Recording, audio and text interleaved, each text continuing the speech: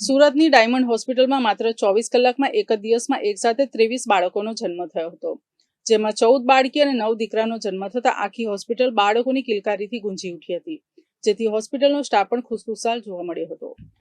સ્વાભાવિકપણે બાળકનો જન્મ થાય એટલે માતા પિતા, પરિવાર અને કુટુંબમાં એક અનોખી પ્રસન્નતા છવાઈ જાય છે. ત્યારે સુરતની ડાયમંડ એસોસિએશન સંચાલિત નાના વરાછા સ્થિત ડાયમંડ હોસ્પિટલમાં એક અનોખી ઘટના બનવા પામી હતી.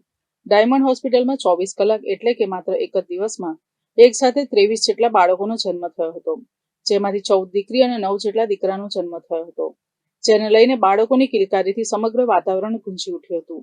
આ એ જ હોસ્પિટલ છે કે જ્યાં દીકરીના જન્મ સમયે નિઃશુલ્ક સેવા આપવામાં આવે છે. સાથે જ એક કરતાં વધુ દીકરીનો જન્મ થતાં 1 લાખનું બોન્ડ પણ આપવામાં આવે છે.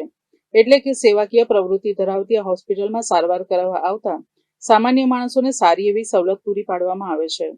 ખાસ કરીને આ સંકટના સમયમાં રત્ન કલાકારોને જે મુશ્કેલી પડી રહી છે, તેમાં સૌપ્રથમ આવા લોકોને પ્રથમ સ્થાન આપી એઓની મુશ્કેલીમાં સહભાગી થઈને સેવા કાર્ય કરવામાં આવે છે. ત્યારે એક સાથે 23 બાળકોના જન્મને ખૂબ જ મોટી સિદ્ધિ કહી શકાય છે. ડાયમંડ હોસ્પિટલમાં ટોટલ 23 ડિલિવરી થઈ હતી અને તેમાંથી 14 દીકરી અને 9 દીકરાનો સમાવેશ થાય છે.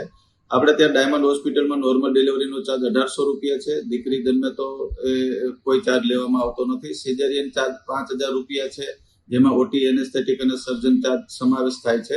એમાં બી જો દીકરીનો જન્મ થાય તો માત્ર 3200 રૂપિયામાં સિઝેરિયન કરવામાં આવે છે.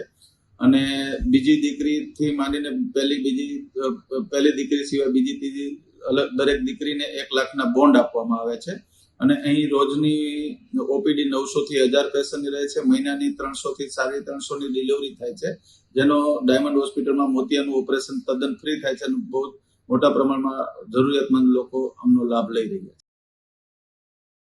કેમેરામેન હિરેન નિમાવ સાથે હિતેશ ચિત્રોડા, ગુજરાત ન્યૂઝ, સુરત.